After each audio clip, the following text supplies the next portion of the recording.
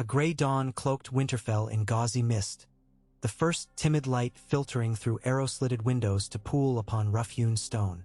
In the godwood a hush reigned, deeper than sleep yet taut with things unspoken.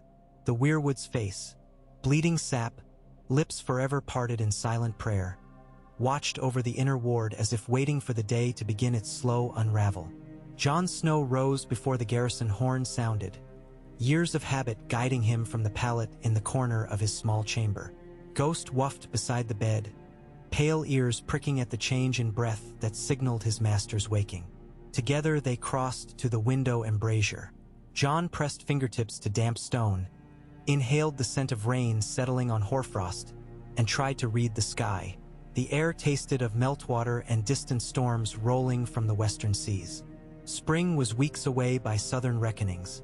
Yet here in the north the promise lingered only in rumor. Soft, budding whispers no louder than a heart's secret yearning. Jon let himself imagine the warmth to come, banners snapping without frost cracking at their hems, wildlings south of the wall seeking coppers instead of plunder, children chasing among the crenellations in shirt sleeves.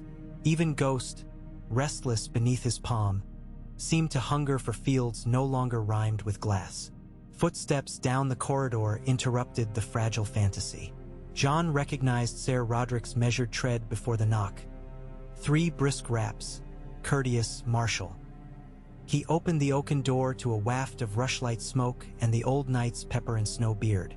"Your pardon, Lord Snow," Ser Roderick said, voice as gravelly as the courtyard. The Lord was courtesy. Jon ignored it lest hope sting.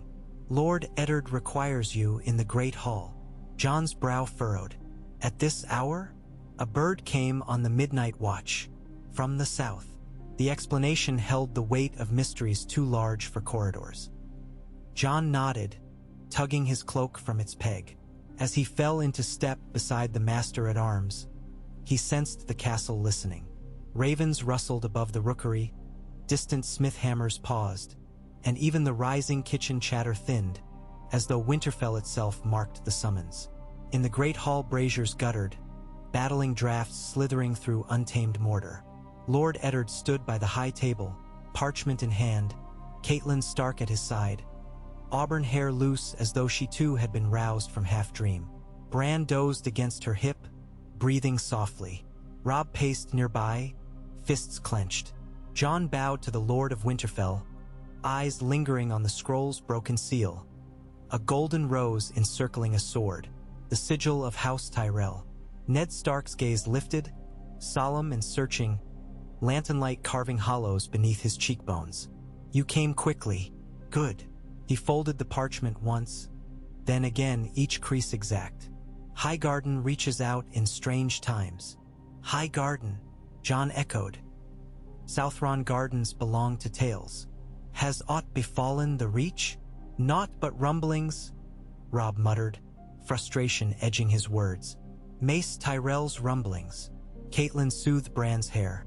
"Lord Tyrell proposes an alliance. A marriage." Her glance slid toward Jon, gentle and wary at once. Something within him stilled, as a heart sends arrows. "Which of our kin would he have?" "Margaery," Ned said. "And not to Robb." His jaw worked. "To you, Jon." The hall absorbed the sentence like snowfall swallowing footprints. Ghost's claws clicked on flagstones, the only sound. Robb rocked back on his heels, astonishment melting into incredulity. "To Jon? A bastard cannot." Catelyn's hand twitched. Perhaps she would have bid Robb hold his tongue. But Jon scarcely registered the discord. An invisible wind howled through him, scattering certainties like embers. The very notion of Margaery Tyrell, courtly smiles, maiden's perfume, colliding with his frostbitten world seemed absurd, almost mocking. He found his voice. "My lord, I am unworthy of such a tie. Lord Tyrell must know." "He knows," Ned interrupted, and in that admission lay the seed of wonder. "He seeks more than titles. The Reach grows uneasy. Robert sits a throne going restive beneath him. Rumor rides each tourney lane, whispering of lions sharpening claws. Lord Tyrell would bind the north to his garden, root and branch, lest storms from King's Landing scorch them both. Robb's protest flared anew. "Father, you would trade our honor for peace." Ned's tone gentled yet brooked no challenge. "Perhaps, or a chance at it." He set the folded parchment on the table and regarded Jon anew. "There is more. Should we accept, the king will grant letters of legitimation. You would bear the Stark name with all that entails." Jon felt the world tilt. For years he had shaped his worth around the rough edges of bastardy, fitting armor of humility to an unclaimed birth. To become Stark was a dream glimpsed only in the hour before waking, quickly shamed to silence. Now the dream glimmered lawfully before him like a blade unsheathed. Yet dreams exact their own prices. He thought of Winterfell's courtyards, where stable boys whispered bastard behind cupped hands, and of Ghost's quiet loyalty, testimony to the thin line between belonging and exile. A soft rose bloom from the Reach might not survive northern winter. A bastard lord might not survive the politics of Highgarden. Catelyn watched him with eyes neither hostile nor warm, only assessing, as though weighing possibilities. In their depths he read a mother's fear for her trueborn sons and daughters, how this union might unravel carefully woven futures. But she said nothing, and the silence felt like allowance. Ice-cold, reluctant, yet unmistakable. Ned Stark spoke again. "Lord Tyrell's envoys ride hard. They will reach Winterfell within the fortnight. We must answer by then." His gaze held Jon fast. "I would hear your mind." Jon inhaled, tasting iron in the chill. "My lord," he began, "I have little mind for marriage. I have thought only of the wall." He glanced to Robb, then to Catelyn, seeking purchase amid their expressions. "Yet if this be your wish, and if it shields the North," words faltered. Duty sounded simple until it required trading the very marrow of oneself. Ned approached, placing a hand upon Jon's shoulder.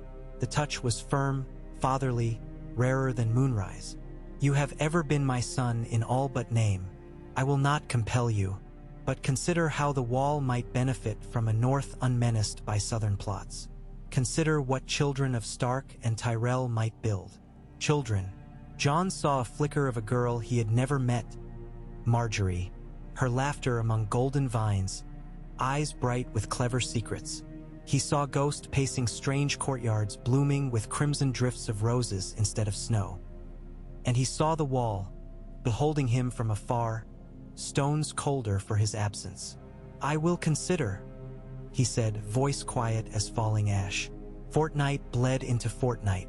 Couriers arrived daily, bearing tidings of tournaments in the south where Lannister coin flowed like autumn wine, of whispering courtiers measuring the king's temper, of bands of sellswords drifting toward the capital.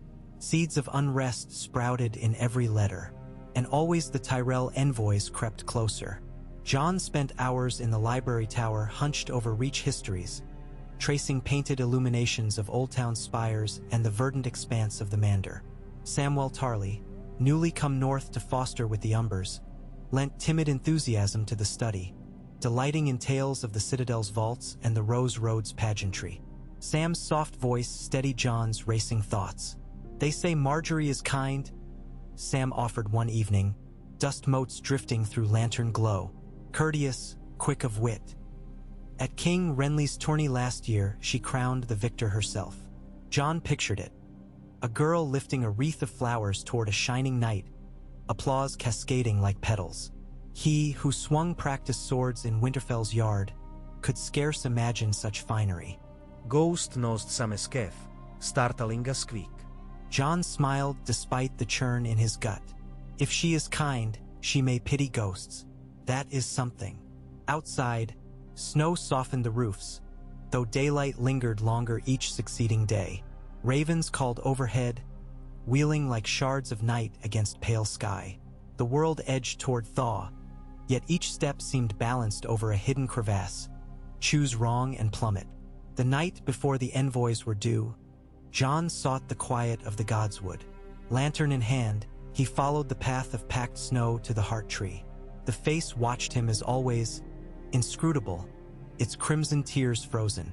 He knelt, setting the lantern aside to let shadows play across his features. "I know neither why I was born nor where I should serve," he whispered. The wall felt like purpose, but perhaps purpose is not fixed. Wind rustled the black branches, carrying tales of old northern kings who made peace with chieftains by giving up what they most loved, gaining all they never dared hope. Jon closed his eyes, listening for guidance. Only heartbeats answered, his own, and Ghost's pad-soft presence. After time stretched thin, certainty flickered. Not certainty of happiness or safety, merely certainty of the path forward. He stood, frost crackling underfoot, and Ghost padded behind as they returned to Winterfell's stone warmth. The Tyrell party arrived beneath a sky of pewter, their line of horses and wagons trailing banners dyed emerald and gold. Horns announced them, a throaty bloom rolling down the King's Road, the outer bailey filled with Winterfell's folk, curiosity outweighing cold. Gilly flowers at a funeral, Theon Greyjoy quipped under his breath. Jon ignored the jibe. Lord Mace Tyrell did not make the journey, an omission that surprised none. Instead, he sent his brother Ser Garland and the Lady Olenna Redwine, sleek as a steel needle hidden in embroidery. But it was Margaery who drew every gaze. She rode astride a chestnut courser so perfectly matched to her seat that both seemed woven from the same sun-touched filament. Cascades of chestnut hair framed a high brow and eyes the color of new leaves. She wore fur-lined green velvet yet shivered not, and upon dismounting she greeted Ned Stark with a smile both demure and daring. Jon watched from the steps to the great keep. Ghost lingered at his heel, ears angled. When Margaery's gaze found him, there was no flicker of disdain, only curiosity tempered by politeness. She bowed her head a breath, a gesture bridging realms. The formalities unraveled through the day. Feasting in the hall, toasts exchanged. Lady Olenna spoke bluntly, skewering the Lannisters' vanity with barbed compliments that left servants giggling behind hands. Ser Garland proved gracious, praising Winterfell's fortifications with a swordsman's respect. And Margaery listened more than she spoke, though when she did her remarks carried warmth enough to thaw elder hearts. Jon felt her scrutiny like a lantern's beam in a cavern. He found himself noting how she cut venison, precise wrist, economical knife, and how she deferred to her grandmother with subtle touches to the old woman's sleeve. These small graces drew him as no court gossip ever could. Late, after cups emptied and minstrel strings quieted, Jon slipped from the hall to clear his head. Snowflakes drifted lazy and fat, gilded by torchlight. He turned toward the rampart walk where he often stood sentinel over sleeping courtyards. Ghost bounded ahead, a phantom among snowdrifts. Halfway up the stair he paused, catching a silhouette already at the Merlin's edge. Margaery, cloak clasped tight, hair ruffling. Jon debated retreat, yet she looked over her shoulder and smiled faintly. "The air bites," she said as he drew near, "but it tastes honest." He inclined his head. "The North is sparing with lies." She considered that, eyes narrowing against wind. "I would know honesty first, before vows are forged. Your Lord Father claims you would sooner guard ice than wed a stranger." Jon swallowed. Word traveled swift along feast benches. "The wall was a boy's dream, my lady.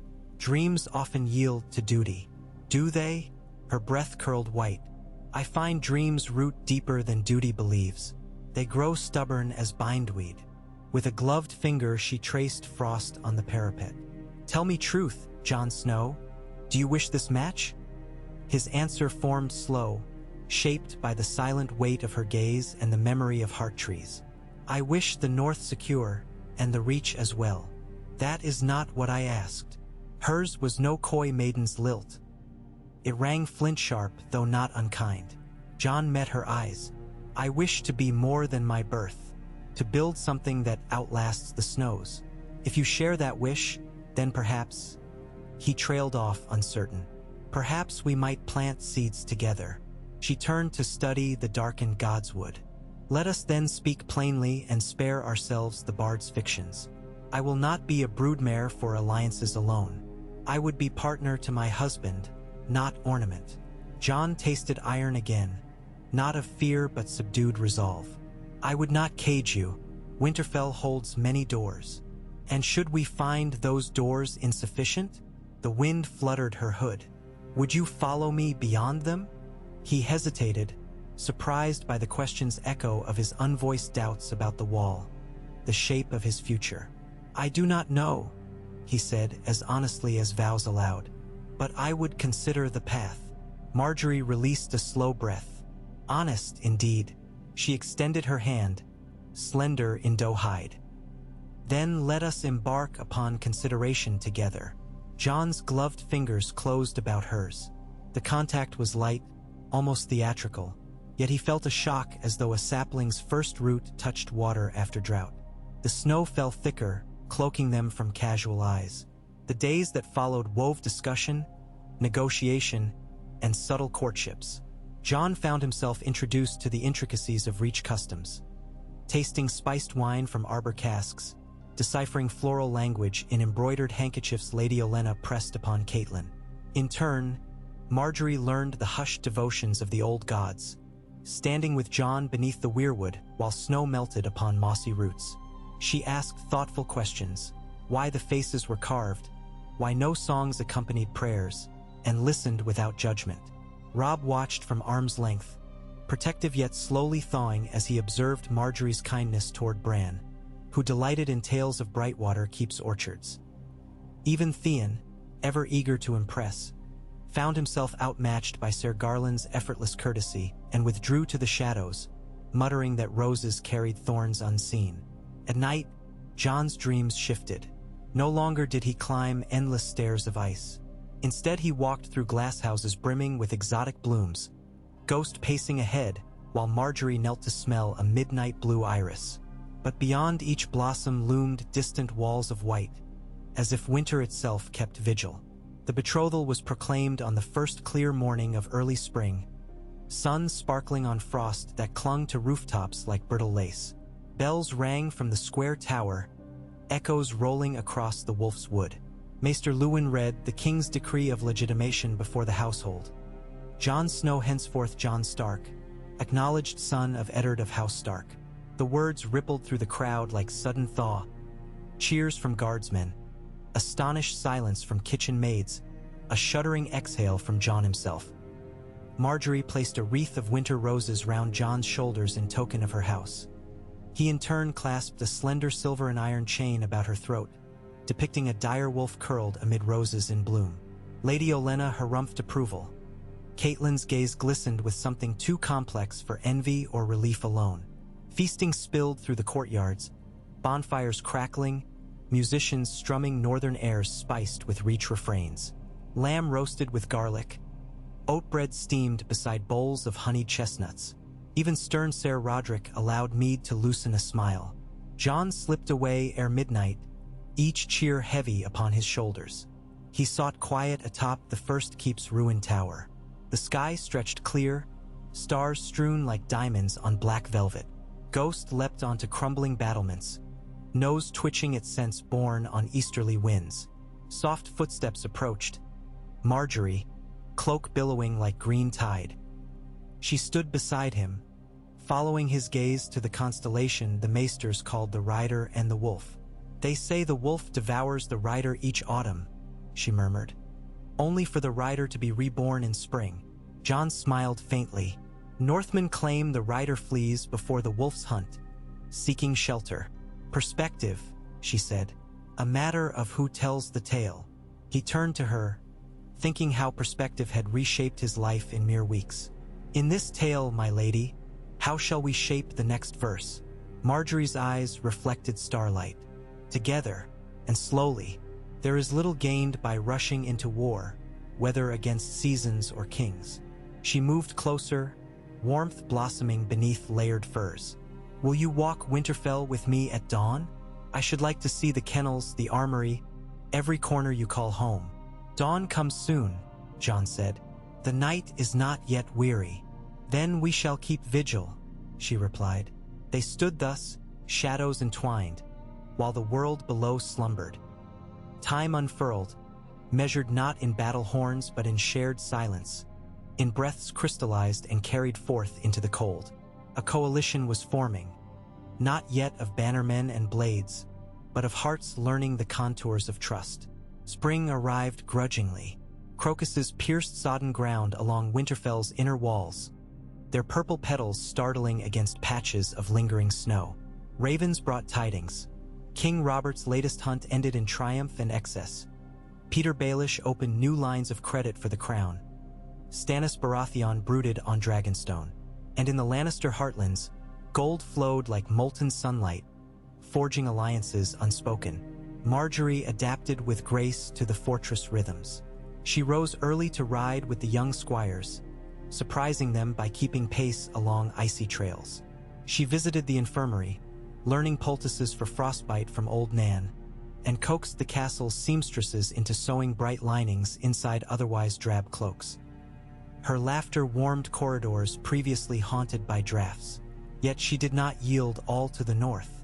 Each seventh day she invited Jon to share a reach custom under frost-paled apple trees transplanted decades prior to the glass gardens. Laying fruit on carved wooden trays, weaving garlands of dried summer flowers, tasting sweetbreads spiced with saffron she smuggled from her baggage. In such moments Jon glimpsed how two worlds might blend without surrender. One crisp afternoon they walked beyond the Hunter's Gate, accompanied by Ser Garland and Ghost. The wind smelled of thawing earth and distant pine fires. Margaery paused beside an ancient barrow, its grass shorn by winter. She laid a hand on the mossy stone. "Tell me of your ancestors," she asked Jon. He traced runes faded by centuries. "Kings of winter lie beneath these mounds. They ruled when the reach was but glades, before Undulls crossed the sea. And now a daughter of Garth Greenhand shall wed a son of winter," she mused.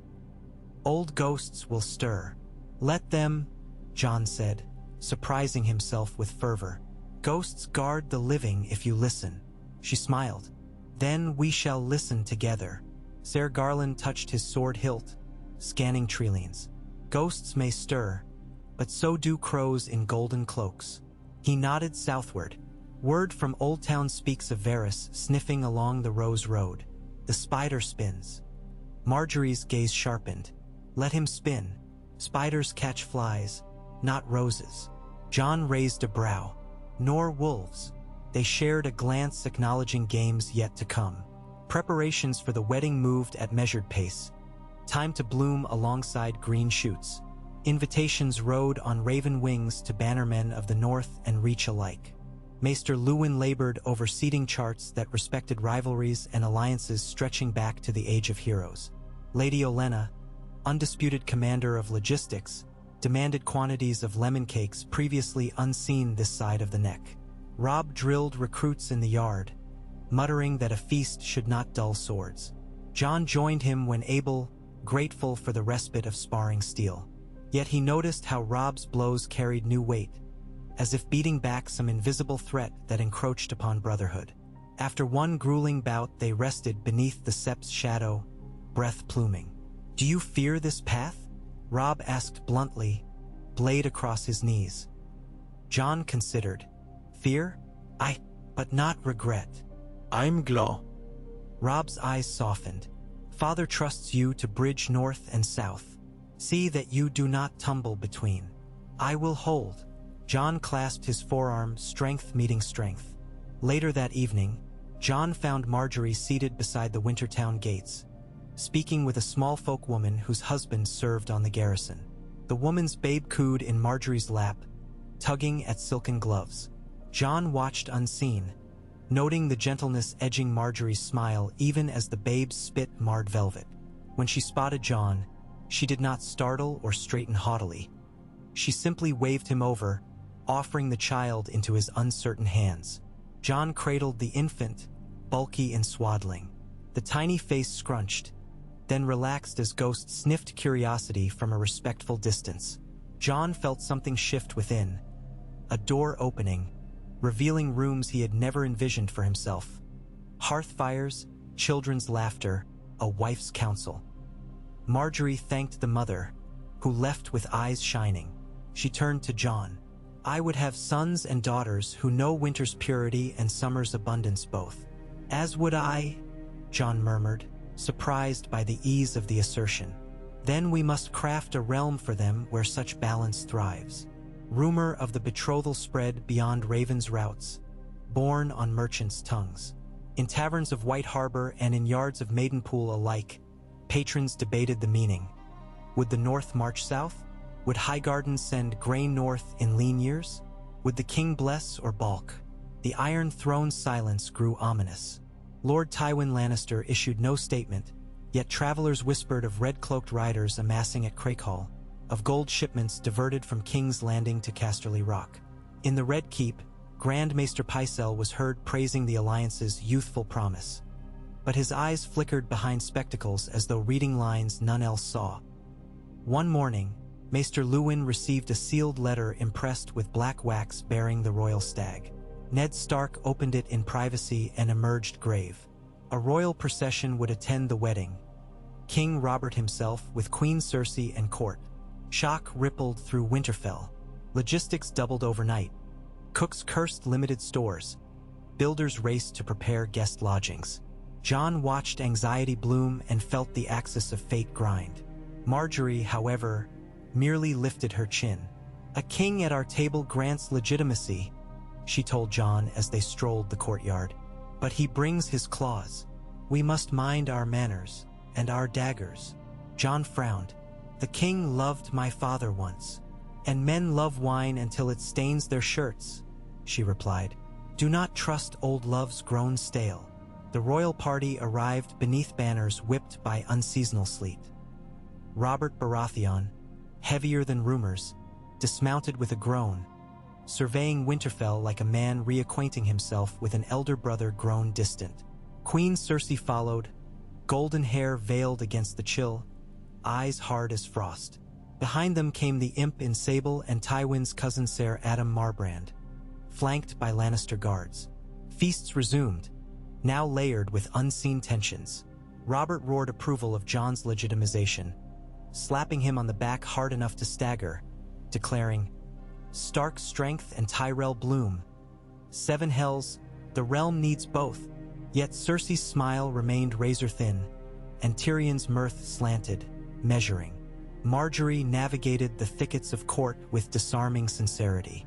She praised the queen's jewels, toasted the imp's wit, even coaxed a laugh from dour Sandor Clegane over spiced mead. Jon watched, marveling at her diplomacy, soft yet unyielding, weaving goodwill like a loom of silk and steel. On the eve of the nuptials, Ned Stark summoned Jon and Margaery to his solar. Candles guttered in the draught, scattering gold flecks across maps. Ned's face was lined with fatigue deeper than travel could carve. "Robert hunts at dawn," he said, pinching the bridge of his nose. "He drinks more than he thinks." His gaze lifted to them. "Word reached me of letters captured on the Rose Road. Lannister riders bound for Bitterbridge. They carried lists of allies, sums of gold promised to houses wavering in the reach." Margaery's lips compressed, fury flickering. "They court our bannermen away." Ned nodded. "If King's Landing senses our alliance threatens their hold, they will move to divide before we solidify. You must be ready." He looked to Jon. "Protect her. Protect what you will build." Jon felt the weight settle as snow upon armor. "We will, father." He seldom used the word, but tonight it felt right and final. Wedding morning rose beneath apricot skies, last of the snow melting into rivulets that sang along parapets. The ceremony unfolded before the heart tree, attended by old gods and new alike. Septon Mordain intoned 7 blessings while Ned Stark bound Jon and Margaery's hands with wolf-gray ribbons streaked green. When Jon slid the braided iron and gold ring upon her finger, he saw tears glisten on Margaery's lashes. When she returned the gesture, a hush fell so profound even ghosts ceased breathing. The weirwood's red eyes seemed to brighten, its ancient face contorting almost into a smile. Feasting that night eclipsed any memory, surpassing even the royal arrival year prior. Tables groaned with roast aurochs, trout piping hot in butter and almonds, wheels of cheese sweet as summer. Arbor gold flowed, mead warmed, pipes, drums, and fiddles played sets that merged northern ballads with Reach jigs until differences blurred into harmony. Robb danced with Sansa. Bran perched on Hodder's shoulders to see above the crowd. Arya pilfered lemon cakes for a stray stablehound. Even Cersei laughed once, though more at than with, when Tyrion recited a bawdy verse about gardeners and wolves. As midnight tolled, Jon and Margaery slipped from the hall along a moonlit corridor lined with iron sconces. Maids had strewn rose petals across rushes, their scent mingling with pine resins. Ghost paced outside chamber doors as torchlight dwindled, his eyes reflecting something like benediction. Inside, fire crackled. Margaery removed her cloak, revealing a gown of pale silver sewn with seed pearls. Jon stood unmoving, suddenly unsure how to bridge the remaining inches. She approached, fingertips tracing the direwolf sigil embroidered on his doublet. "We are bound," she whispered. "But binding is only the first stitch. Then let us sew carefully," he replied, voice trembling. She smiled, guiding his hands to her waist. The night unfolded gently, each kiss an oath, each sigh the forging of a coalition deeper than banners could proclaim. When at last dawn pinked the windows, Jon lay wakeful beside her, listening to her steady breathing and the distant caw of ravens. He felt both lighter and infinitely tethered, as though roots had grown overnight, anchoring him not to Winterfell alone but to someone else's beating heart. Spring advanced, with the king's retinue lingering for boar hunts and Robert's craving for northern ale. Winterfell brimmed with pageantry and secret councils. Ser Garland oversaw the drafting of a Northern Reach charter. Mutual defense, shared levies, trade routes bolstering grain supplies in winter and timber shipments south. Littlefinger, ever opportunistic, offered to broker terms that would edge out the Lannisters in Crownland's markets. Ned declined, citing concern for foreign coin entangling honest northern lumber. Jon spent mornings in the yard, training with Ser Garland and Robb. Margaery often watched from the gallery, eyes tracking Jon's form with interest both strategic and affectionate. After practice, she would join him beneath the apple trees, discussing logistical details. How many men the Manderley fleets could spare to escort grain barges to White Harbor, whether Old Town's maesters might dispatch extra healers north in exchange for wolfswood rights to rare herbs. She possessed a mind honed sharp as a pruning hook, cutting extraneous leaves to let fruit ripen. Yet their love, though growing, was not immune to frost. One twilight, news came of riots in King's Landing sparked by skyrocketing grain prices. Jon proposed sending a token supply south to ease unrest. Margaery countered that such charity would only embolden the crown to neglect its own fields. Their debate stretched past supper, voices rising, passion sharpening edges. At last Jon stalked to the window, chest heaving. "I will not watch small folk starve for the sake of leverage, and I will not endanger ours to sue the king who squanders feasts on hunts." Margaery retorted, breath-catching. Silence yawned between them, filled by the crackle of hearth logs. Jon stared into darkness, recalling days he felt invisible among trueborns, mindful of hunger's humiliation. He turned. "My wife!" The word pulled them closer. Margaery's shoulders eased. Remorse softened her eyes. She stepped forward, taking his hand. "We tread unfamiliar ground. Teach me to see as you do. Only if you teach me to weigh as you do." Thus they wove compromise, dispatching a discreet shipment to the crown-labeled gift from the Reach, while funneling northern grain reserves toward harbor storehouses in anticipation of leaner months. No victor claimed the debate. Both learned. As green enveloped the north, ravens brought tidings of rumble turned roar. Lord Renly gathered Stormland's hosts, whispering of princes born of incest. Stannis prepared fleets. Eddard Stark was named protector by a dying king, then accused of treason by the crown's new boy king Joffrey. Robert lay dead from boar tusk, or so the songs went. Tywin marched west with 30,000. War of the Five Kings ignited, each lord vying for crowns jagged with blood. Winterfell erupted in turmoil. Ned Stark, still in the north, convened his bannermen. He would ride south to secure clarity, leaving Robb as castellan. Margaery insisted the Reach contingent stay to bolster Winterfell's defenses.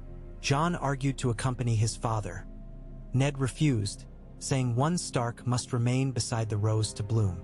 Under banners of Dire Wolf and Golden Rose, ravens flew to White Harbor, Last Hearth, Bear Island, summoning lords to council. And from the south, Lady Olenna's spies reported Mace Tyrell wavering, Renly's charm ensnaring him with visions of a Tyrell queen. One evening, as storm clouds massed like bruises, Jon and Margaery studied a map strewn with carved figurines. Ghost prowled amid candle stubs. "If Renly claims the throne," Margaery said, "my brother Loras rides at his side. Our house may divide. We cannot war against your kin." Jon's voice was steel-soft. "Nor can we watch the north burn. So we forge something new." She moved a figurine, wolf and meshed in rose, across the neck. "We raise a northern coalition, rallying vassals under shared banner. A third power, neither stag nor lion." Jon traced the route with finger calloused from sword hilt. "Northmen ease clan grudges when threatened, but will they accept Reach riders? They will accept bread and steel." Her eyes gleamed with fervor. "And they will accept you, their legitimized Stark, standing beside a wife who brings harvests enough to feed armies." Jon thought of frost-rimmed fields, of children's bellies spared hollowness. "Then let us gather lords. And let us promise them more than thrones. Promise them seasons unbroken." They clasped hands over the map. Wind rattled shutters like distant drums. In the smithy, sparks showered as Thorin forged a new standard. Wolf and rose entwined, silver threads through green. 2 moons later, lords stood in Winterfell's hall. Great Jon Umber booming oaths, Lady Meege Mormont's daughters in furs, Lord Wyman Manderly resplendent in blue. And at the high table, the Northern Coalition was named, pledging to defend North and Reach, to guard small folk, to resist crowns that threatened either. Faces stern, voices rising. They laid swords at Jon Stark's feet as Marshal of Winter. Margaery, seated beside him, bound their pledges with promises of grain and healing. Ghost howled, the sound taken up by dire wolves stitched on banners. Beyond the walls, black wings carried word across kingdoms. Some scoffed at the makeshift pact. Others shivered. For deep in the marrow of Westeros lay ancient memory. When wolf and flower last stood united, even dragons blinked. Night fell, heavy with portent. Jon and Margaery withdrew to the Rookery Tower, seeking solitude. Candlelight flickered across scrolls yet to send, detailing troop movements, supply caravan routes. Margaery leaned against the crenellation, hair stirring in summer breeze. "We have planted stout roots," she said softly. "Now they must weather storm." Jon encircled her waist, drawing her back against his chest. Below, Winterfell's torches traced constellations upon cobbles. "Storms end," he murmured, "so long as roots hold." She turned in his arms, touching his cheek. "Promise me we will stand together, whatever crowns rise." "I promise," he vowed, and in his eyes shone unspoken fear. Not of death, but of walking paths where her light might fade. He kissed her then, sealing vow with tenderness shaped by snow and sun alike. Above them, ravens whispered of wars yet unbloomed. But amid the hush of their breaths, the world paused, balanced upon a petal and a thong, and in that fragile stillness a new season quickened. Neither winter's bite nor summer's scorch, but something forged where opposites met. And all the realm, though unknowing, began to turn toward the tremor at its heart, awaiting the bloom and howl of a coalition born. The first pale flare of dawn edged the treetops beyond Winterfell's eastern wall, turning frost-rimmed branches into spears of dull copper. Jon Stark had slept scarcely an hour, the weight of new oaths pressing him wakeful, but the soft cadence of Margaery's breathing at his side gentled the ache of restless thought. He watched lamplight glide across her cheek where a loose strand of chestnut hair shimmered, and for a fleeting heartbeat he let himself drift in the quietude of that sight, pretending the realm beyond the bed had paused. It had not.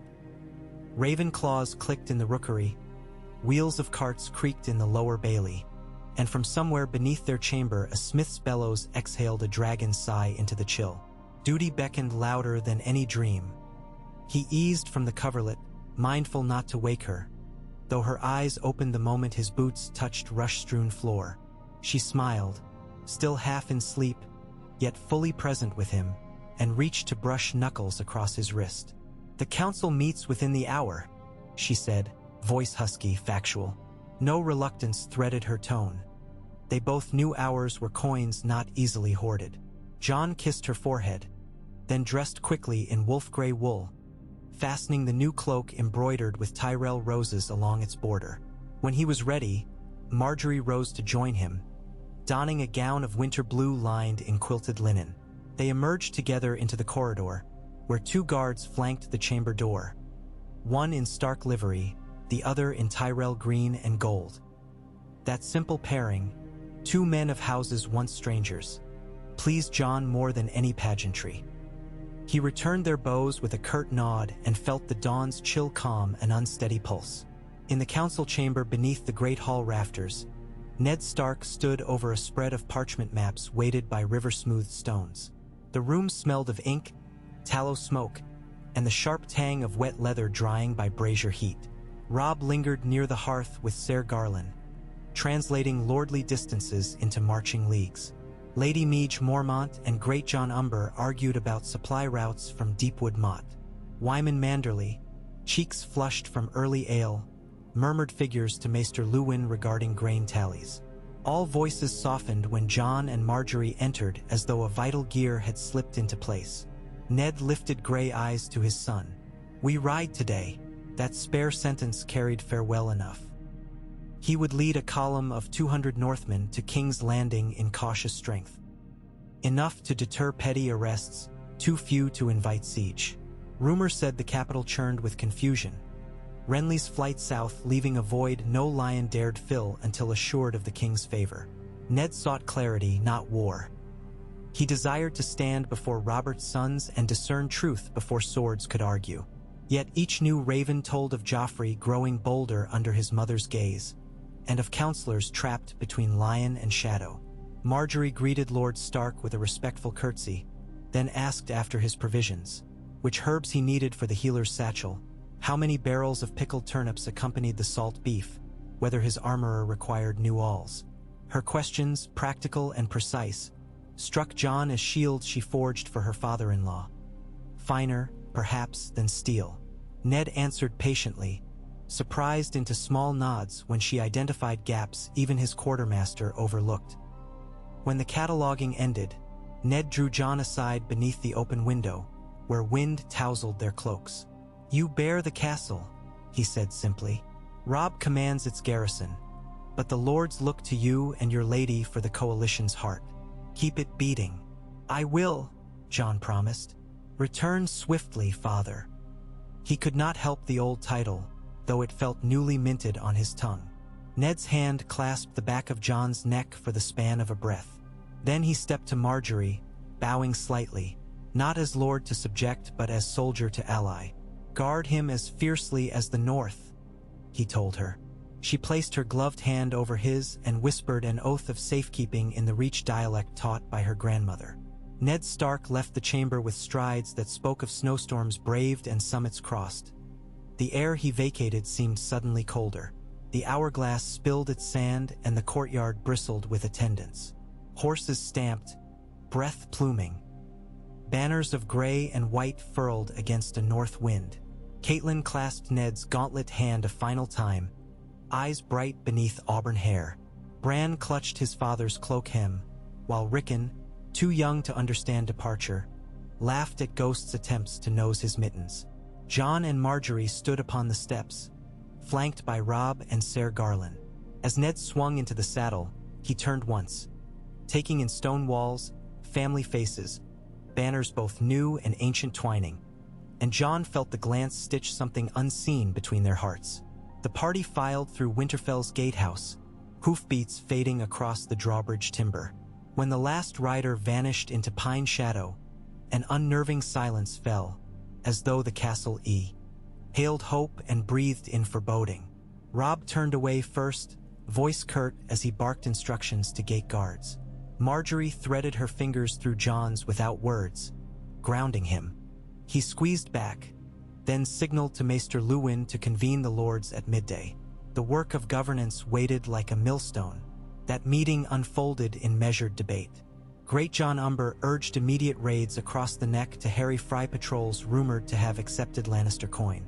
Wyman Manderly championed diplomacy with White Harbor's trading partners, claiming salt tax revenues could fund 300 sellswords should the king declare the coalition traitorous. Lady Meage proposed dispatching scouts to the stony shore, muttering of ironborn prows sighted near Torrens Square. Through it all, Margaery jotted notes at Jon's side, occasionally interjecting with unassuming questions. How long between harvests on Bear Island? Which river routes remained unfrozen by spring melt? That shifted conversation from bluster to implementable plans. Her calm listening, Jon noticed, disarmed northern tempers as effectively as ale. By twilight, they had drafted a transportation rota for grain wagons bound to northern keeps, arranged to rotate reach healers among far-flung watchposts, and nominated Ser Garland to supervise joint training in the yard. When the lords dispersed, Jon slumped against the bench. "You steered them better than I," he confessed. Margaery closed her ledger. "I merely scattered seeds. You convinced them to tend the garden." She straightened, rolling her shoulders. "Now let us inspect those seeds." Inspection meant standing long hours beside Ser Garland as he matched tall Northmen and slender Reach Knights in spear drills, ensuring shield grips aligned. Notched arrows flew true despite unfamiliar bow weights. It meant walking the kennels where dire wolves and mastiffs eyed each other through sturdy iron fencing, judging how beasts of frost and bloom might coexist. It meant touring the winter town where blacksmiths shaped scythe blades ordered by Manderly for harvests 2 seasons away. One crisp morning, Jon and Margaery descended the East Ridge to observe a new lumber camp. Ghost padded ahead, leaving prints softened by rising temperature. As they crossed the plank bridge straddling a snow-swollen stream, Jon recounted childhood escapades with Robb, leaping from boulders, daring the current. Margaery smiled, imagining boys racing along banks now lined with cedar logs. She knelt to dip gloved fingers in the runoff. "Cold still," she murmured, "yet churn beneath promise's thaw." She rose, brushing droplets from the fur hem of her sleeve. "I have read the North's histories. Winter can linger years." Jon stared downstream, noting how sunlight fractured across ice veils. "Aye, but even the longest winter ends." He offered his arm. She took it, their steps aligning. 2 weeks uneventfully bled into 3. Ned's ravens arrived with regularity at first, brief notes of progress through the neck, cordial reception at Harrenhal under Lord Went's hospitality. Then the messages faltered, each new bird carrying terser script heavy with caution. Lannister outriders on the Trident, small folk whispering of a new hand appointed, Renly marshalling an army in the south. Finally, a raven arrived with no parchment, only a crimson thread tied round its leg. Maester Luwin spoke the tradition, a signal meaning the courier dared not carry words for fear of seizure. Jon felt the thread bite into his palm like wire. That same night, Margaery dreamt of Blackwater spilling across green fields, of thorns burning, of a direwolf's howl cut short. She woke in darkness, heart racing. Beside her, Jon fought sleep as well. Their dreams, it seemed, conversed. She reached for him and found his hand cold. He whispered of the missing letters, and she listened, rubbing warmth back into his fingers. At dawn, Maester Luwin delivered news from White Harbor. 5 merchantmen flying the Sunburst of House Solar had docked, claiming cargo meant for King's Landing. Sailors reported Myrcella Baratheon's betrothal to Trystane Martell, a move sealing Dornish neutrality. The sea, political and real, roiled with currents. Jon decided to ride to White Harbor to consult Lord Manderly.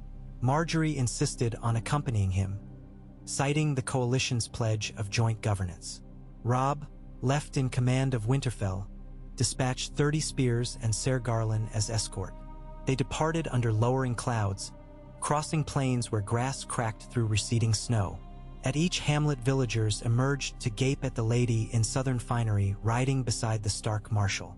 Margaery spoke with them all, asking after cellars, lambing ewes, the quality of salt cod recently traded. She dispensed sachets of reach herbs to women complaining of lung rot, taught a shepherd girl how to braid rawhide to mend a fraying sling, and in one cramped crofter's hut knelt to bless an infant with a whispered prayer to the seven and silent glance at the old gods. Word of her kindness spread lick-e-thaw along rills. Near Moorwater Crossing they encountered a wandering septon bearing grim tidings. Gold cloaks in the riverlands had seized grain wagons bound for Seaguard, citing royal requisition. Jon felt a coil of anger tighten, but Margaery's calm question, "How many wagons? Whose mark upon the barrels?" drained the heat into ice. The septon described the sigil of House Hay on the confiscated goods. Jon memorized this while Ghost sniffed suspiciously at the man's patched boots. They arrived at White Harbor as gulls screamed over churning docks. Brine filled their lungs. The mold-washed bits of ice from upstream melt. Lord Manderly welcomed them in a hall fragrant with onion broth. He relayed growing unease among merchants. Lannister galleys prowled the Bight, exacting inspection fees, while Braavosi captains haggled for safe anchorage at exorbitant cost. Manderly's son, Wendell, proposed arming the harbor's longships to escort grain convoys along the coast. Jon approved, but caution tugged. Winter storms still threatened. Should ships founder, precious grain would vanish beneath waves. Margaery offered an alternative. Overland caravans hugging ridge trails, protected by rotating outriders and supplied by small depots every 20 miles. It would lengthen travel time yet reduce risk of total loss. Lord Manderly frowned, computing. We'd need thrice the wains. Margaery turned to Jon. The Reach can send wheelwrights north, spare axles, grease. We will supply seed grain as pledge. Harvest from this journey repays. The devising of such trade. Grain for timber, carts for reef-hugging oaken beams, delighted Manderly. He clasped Margaery's hands like a beloved niece. That evening in the Mermaid's Porch Inn, Jon stood by a porthole window watching moonlit masts sway. Margaery joined him, bearing 2 cups of hot mulled arbor red. "I saw your frown, husband," she said softly. "Speak it." He sipped, savoring clove tingle, then exhaled. "Father is silent, and I fear each wagon commandeered draws Lannisters closer to war they mean to control. We prepare, yet always react." He stared across dark water at the distant lighthouse flame. "I must strike first." Margaery set her cup aside. "Not with sword alone. Influence is blade and bomb. We should send envoys to Bear Island, Deepwood Motte, and even Barrowton, offering grain and medicine in exchange for manned longships. Assemble a fleet stronger than Gold Cloak's patrols." She paused. "And dispatch ravens to Old Town. The Hightowers dislike Lannister ascendancy. Their fleets could hamper Lion galleys in the Redwine Straits." Jon considered, the tension in his shoulders easing. He drew her into the crook of his arm, eyes closed. "Your counsel carves paths where my blade cannot." She rested her forehead against his chin. Between them, no more words were needed. They returned to Winterfell through rain that melted snow into rivers. Along the way, rumors chased them. Renly crowned by a rainbow host, Stannis claiming Dragonstone aflame with righteous banners, Catelyn Stark arrested at Riverrun for parleying with her brother's captors, Eddard Stark named traitor by Queen Cersei. Each tale contradicted the last, yet fear threaded them all. Jon pressed his party hard, yet kept pace measured. Exhaustion birthed folly. When Winterfell's towers rose through mist, horns sounded welcome. Robb met them in the Great Hall with a letter clutched like a snake. The seal, Lannister read. His voice shook as he read aloud. Lord Eddard was imprisoned in the Red Keep for conspiring to usurp Joffrey. The Crown demanded the North lay down arms and deliver Jon Stark's personage as hostage for peace. If refused, Eddard's life would answer. The hall erupted, shouted curses, steel ringing on stone. Great Jon roared for Lannister heads. Mormont daughters bristled. Jon stood still, breath shallow, the words echoing like a hammer in a crypt. Margaery reached his side. Through the din he felt her grip, anchor in a maelstrom. He raised a hand for silence. When lords ignored him, he slammed Longclaws flat against the high table, would crack resounding. Quiet fell abruptly. "We will not yield," Jon said, voice low yet carrying. "Nor will we march blind." He closed eyes once, seeing Ned's face beneath lamplight, feeling that final clasp on his neck. When he opened them, resolve burned. "We gather our coalition fully, but we move clever, not rash. The lion's den is far, its claws sharp. We sharpen ours here." Margaery stepped forward. "We must safeguard our houses first. If King's Landing thinks to fracture us by hostage demands, let us reply with unity stronger than steel. We will levy troops, yes, but we will also levy letters, calls for neutrality from the Vale, from Dorne, from Old Town, any region wary of Lion Dominion. Box them in, starve their alliances." She pivoted to Wyman Manderley. "Dispatch fast galleys through the White Knife to Gulltown, carrying missives and gifts of northern amber for Lady Arryn. She fears Lannister plots more than Stark wrath." Robb's gaze glittered, grudging respect overshadowing older brotherly protectiveness. "And the Ironborn?" he asked. "Mukil Pyk's longship spotted near the stony shore. They test our coasts." Jon turned to Lady Meech. "Your Bear Islanders know that water as their cradle. Secure it." Meech nodded, grim satisfaction at being tasked with the work her clan loved. In the days that followed, Winterfell transformed into a heartbeat of preparation. Grain warehouses filled under Margaery's direction. Soldiers drilled with Ser Garland and Robb. Messenger ravens launched hourly. Smiths rang iron into spearheads. Glover apprentices stitched quilted doublets. Jon oversaw each station, at times catching himself speaking with father's cadence. At night he and Margaery met in the library tower, candles guttering while they plotted convoys and correspondence, tracing supply lines with charcoal until fingertips blackened. A week after the Lannister ultimatum, scouts returned from the stony shore. Ironborn raiders had torched 3 villages, stealing maize and timber, dragging fisherfolk as thralls. Jon summoned an emergency council at dusk. Lady Meech would sail with 24 shield sisters to track the raiders to Pike and demand restitution, or reave the reavers. Jon insisted on accompanying a land force to chase survivors inland before they reached Deepwood Motte. Robb argued but relented. Margaery listened, brow furrowed. When the council adjourned, she followed Jon to the yard where Ghost gnawed a marrow bone. "You ride to skirmish while kings threaten from the south," she said softly. "Every leader's absence begets risk. These raids test us.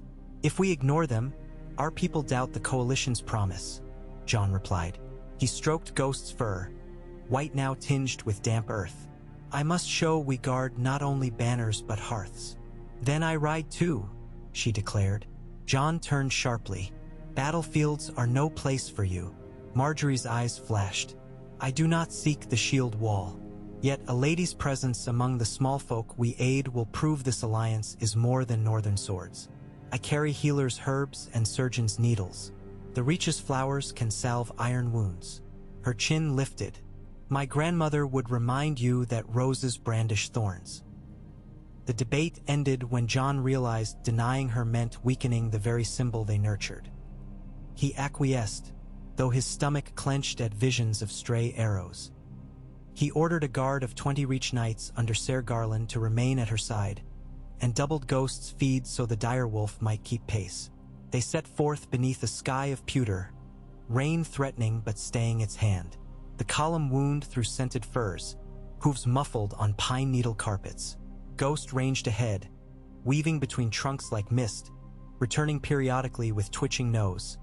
Signals Jon learned to read better than any scout's whistles. Margaery rode near the center, lips moving in quiet conversation with the old healer Alara Tyss, reviewing poultice recipes.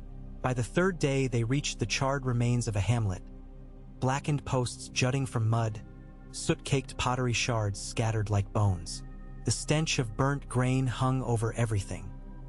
Jon dismounted, knelt among ashes, sifting through cooling embers in search of survivors' tracks. He found drag marks leading north toward ravines. He signaled silently. Spearmen formed staggered advance. As twilight dimmed, they located the captives. 10 villagers corralled by a dozen ironborn beneath dripping spruce boughs. The raiders drank from stolen wineskins, oblivious to approaching shadows. Jon dispatched archers to vantage points. He, Ser Garland, and 3 light-footed Northmen crept until they tasted the raiders' smoke. At Jon's hand's signal, the archers loosed.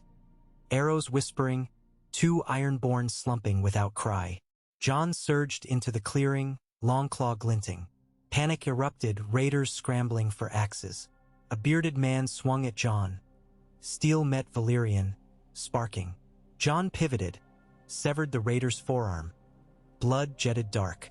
Another lunged. Ghost crashed into him, jaws crushing throat. Within breaths, the fight ended. Margaery appeared once the woods fell silent, escorting healers to villagers trembling with shock. She knelt among them, soothing a wailing child, binding a granny's burned hand. Jon watched her there, gown hem soaked, cheeks smeared with soot, yet eyes bright with unwavering calm, and realized again how battlefields shaped not only warriors. She caught his gaze across the firelit clearing. Without words, they shared relief. They burned the raider corpses per northern custom, stacking axes atop the pyre so sea gods and old gods might bicker over spoils.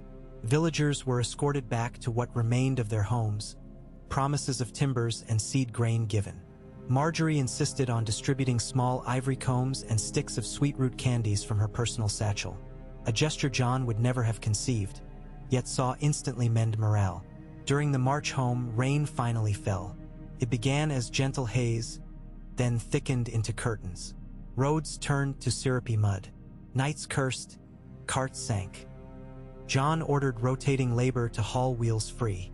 Through it all, Margaery rode hoodless, letting rain string her hair like wet bronze. She spoke encouragement to sodden soldiers, recited Reach harvest songs to keep tempo while they heaved. Jon joined the chorus, voice rough, and for a moment weariness dispersed beneath shared melody. They reached Winterfell as thunder rolled eastward. Robb met them at the gate with somber eyes. A raven had come bearing the sigil of House Tully. Lord Hoster gravely ill, Riverrun besieged by Lannister forces led by Jaime. Edmure's sorties failed. Worse, King Robert was dead. Jon felt the ground tilt though he had braced for this news. Robb handed over a second parchment. Renly declared himself king with Highgarden backing. Jon's gaze shot to Margaery. She read, jaw tight, but offered Robb a measured nod. House Tyrell in the north stands by the coalition, she said. Whatever banners my father may chase, my word holds. Whispers floated. Would Mace Tyrell call his daughter home? Would Margaery become renegade? Jon silenced such talk that night at supper when he rose, took her hand before the crowded hall, and declared, "No power south of the neck may sever what Wolf and Rose have twined." The proclamation drew roaring applause. Even Theon, cheeks flushed with ale, thumped his cup in solidarity. Ghost's low howl echoed, yet private turmoil churned. In the solar, Jon and Margaery dissected Renly's claim. She confessed worry for Loras, for her brothers, for the Reach small folk conscripted into a war perhaps not theirs. Jon listened, then spoke of father's imprisonment. Their griefs overlapped like rings on pond water, each wave distorting the other yet creating resilient patterns. Margaery proposed a daring plan. Dispatch Lady Olenna, now returned to the Reach, to negotiate covertly with the Queen of Thorn's many correspondents, sowing doubt about Renly's cause, leveraging Reach merchants who favored northern lumber contracts over distant Stormland promises. Simultaneously, Jon would send Robb to mobilize Riverlords still loyal to Tully, creating pressure that might draw Lannister attention away from the capital, buying time to rescue Ned. Rescue. The word tasted dangerous, but Jon clung to it as one clings to torchlight in crypts. He called a midnight council with Robb, Greatjon, Meege, Wyman. Plans hatched. Robb would ride south with an army of 20,000 to relieve Riverrun. Jon, accompanied by Margaery and a select cadre, would travel covertly to the Neck, from their slip along riverways disguised as grain traders to King's Landing, aiming to free Ned through stealth or leverage. Maester Luwin blanched at the risks, but the lords sensed in Jon a resolve born of rightful blood. They consented. Preparations consumed weeks. Needle-fletched longbows fashioned for silent work, coins minted with rose and wolf effigy exchanged for smaller, anonymous silver, maps committed to memory then burned. Margaery trained with Alara in applying poppy tears to induce sleep, useful for bribed jailers. Ser Garland honed a half-cloak trick enabling quick concealment of arms. Every detail repeated until second nature. On the eve of departure, Robb's host assembled in the outer bailey, a sea of spears under storm lanterns. Snowflakes fluttered though it was deep spring. Omens, some muttered. Robb embraced Jon, clapped his back twice, then whispered, "Bring father home." Jon answered, "Guard our home." And they parted, each bearing hope heavy as mail. Later, in the Godswood, Jon and Margaery knelt before the heart tree. Moonlight pooled crimson in its weeping grooves. Jon bowed his head, praying for guidance. Margaery placed a reed boat at the trunk's base, an offering from the faith of the Seven adapted for the old gods, a symbol of journey and return. They watched it drift in the reflecting pool, candle stub aboard flickering. When flame extinguished, she leaned into him. "We leave at dawn. Sleep will not come, but let us lie together anyway." They walked hand in hand to their chamber where no words interrupted the quiet. Skin spoke, sighs answered, and the night, though foreboding, carried tenderness at its core. At first light they rode from Winterfell under guise of a grain convoy, oxen pulling tar-covered wagons, banners hidden within rough tarpaulins. Ser Garland, disguised as a merchant guard, hummed low as they passed Wintertown's edge. Ghosts trotted at Jon's stirrup, ears flicking at unseen scents. Behind, Winterfell's towers receded, banners limp in still air. Yet Jon felt not the ache of Leah, Ving but the surge of purpose toward. When they reached the King's Road, Jon turned in saddle to glimpse Margaery's profile. Eyes set upon horizon, mouth firm. She sensed his gaze and offered a small smile. "Onward," she whispered. They traveled swiftly, trading grain at villages in exchange for fresh teams, leaving behind rumors of generous merchants from the Reach. In truth, dispatches for northern lords lay hidden in false grain sacks, each message urging vigilance, pledges of support.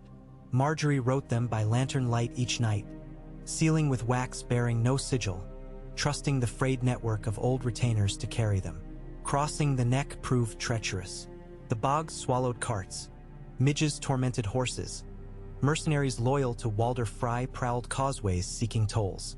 One dusk, cloaked riders approached through reed mist, torches dimmed to embers. Jon ordered halt, hand on Longclaw. The lead rider stepped forth. Howland Reed, Lord of Greywater Watch, eyes gleaming beneath swamp-caked helm. He greeted Jon as his father's friend. Reed's crannogmen guided the convoy along hidden dikes, delivering them safely beyond Frey Reach.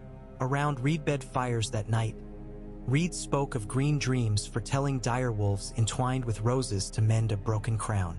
Margaery listened, afterwards telling Jon she placed faith not in prophecy but in deeds. Yet his father's tales of Howland's honor etched reassurance deep. The convoy emerged onto the King's Road south of the Twins, now a ribbon of churned mud clogged with fleeing smallfolk. Tales of Lannister outriders raising settlements spread panic. Many scattered into woods at sight of soldiers. Jon's party adopted humble postures, distributing small loaves to starved mothers, binding wounds. Margaery insisted. Jon agreed. Their supplies shrank, but hearts swelled along the road, words of gratitude trailing behind them like invisible pennants. Approaching Harrenhal's burned towers, they learned the infamous fortress now hosted Ser Amory Lorch's garrison. To avoid detection, they skirted east along quiet tracks until they met the Green Fork. There, under cover of night, they swapped wagons for flat-bottomed river skiffs arranged by House Reed. Ghost disliked the craft, pacing restlessly before leaping aboard. Water carried them southward beneath willow drapery, off main channels where barge traffic never ventured. On the fourth river night, they witnessed a column of refugees on the western bank driven by Lannister spears. Fires consumed a mill behind them. Women wailed. Men knelt, bound. Jon's hands clenched white on the oar-shaft. Ser Garland urged caution, exposing themselves risked mission. Margaery stood, eyes on the suffering. If we cannot spare 1 hour to relieve such misery, what use is any crown we might shape? She said. Jon's throat tightened. He gave order. They beached under boughs of alder. Ghost bounded ahead, teeth bared, startling guards as Jon and Ser Garland rushed with blades whispering judgment. The clash brief. Lannister conscripts, boys too young, men too hungry, scattered before disciplined ferocity. The prisoners gaped as Margaery strode among them, cutting ropes with a dirk, offering bread. One boy notched with bruises sobbed against her skirts. Jon spoke firm instructions. The freed must go east to clanswoman shelters marked by cairns. Reed Crannogmen emerged from shadows to guide them. Before departing, the miller's widow pressed a chipped wooden rose into Margaery's palm. For kindness, she said. Margaery kissed her brow. Jon watched, chest aching with admiration. Later, rowing in moon silence, he told Margaery her courage shamed his caution. She shook her head. We are each other's compass. When one strays, the other corrects. Jon vowed never to forget. River travel grew dangerous as patrol frequency increased. Twice they hid in cattail thickets while Lannister barges passed, lanterns sweeping banks. On the second occasion, a spear tip prodded Ghost's flank through reeds. The dire wolf bit quietly, drawing blood, yet no cry. They remained undiscovered. They reached the Blackwater Rush within sight of King's Landing's lantern constellation, city walls etched against starlight. Here the plan shifted. Ser Garland and half the men would linger upriver, preparing escape boats, while Jon, Margaery, Ghost, and 4 hand-picked guards entered the city disguised as traders seeking coin for river grain. Beneath their wares lay forged documents bearing the seal of master of grain stores, procured by a sympathetic ex-clerk Jon had bribed weeks earlier. They docked at the mud gate before dawn. Fishwives haggled, water-bearers cursed, rats scuttled along gangplanks. The city never slept, only changed masks. Jon inhaled rot mingled with baking bread, an aroma that pressed memories of Winterfell kitchens to corners of his mind. He guided carts through crowded streets to a leased storehouse near Cobbler's Square. Once inside, they secured grain behind barred doors. Guards disguised as drovers remained. Margaery replaced her travel cloak with a plain gray mantle favored by septas. The next step, locate Varys. Spiders thrived in hidden cracks. For coin and cause he might weave helpful strands. They entered Flea Bottom's warren. Ghost kept leash to ease panic. At the White Stag Tavern, Jon ordered watered wine exactly as Howland Reed advised, a signal to those listening. Within moments, a ragged urchin delivered a folded parchment. Meet me where children sing of rings and splinters. Margaery puzzled, but Jon recognized hint of the Street of Silk's nursery, an orphanage where Ned once found a bastard smear of Robert's.